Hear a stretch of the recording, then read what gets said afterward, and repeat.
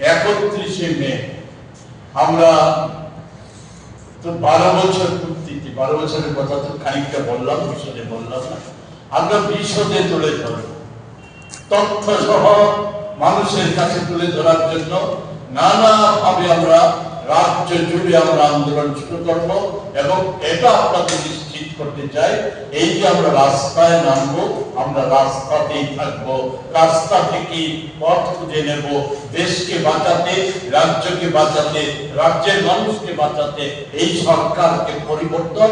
সুনিশ্চিত করার পথ আমরা রাস্তা থেকে খুঁজে নেব। এবং আপনাদের সহযোগিতা পেলে পর আমাদের বিশ্বাস যে আমরা সাফল্য লাভ করবই, কারণ আমরা চক্রের পথে আছি, চক্রের জয় করার জন্য। 25 থেকে 31 আমরা প্রথম দফায় আমরা রাজ্য জুড়ে জুন থেকে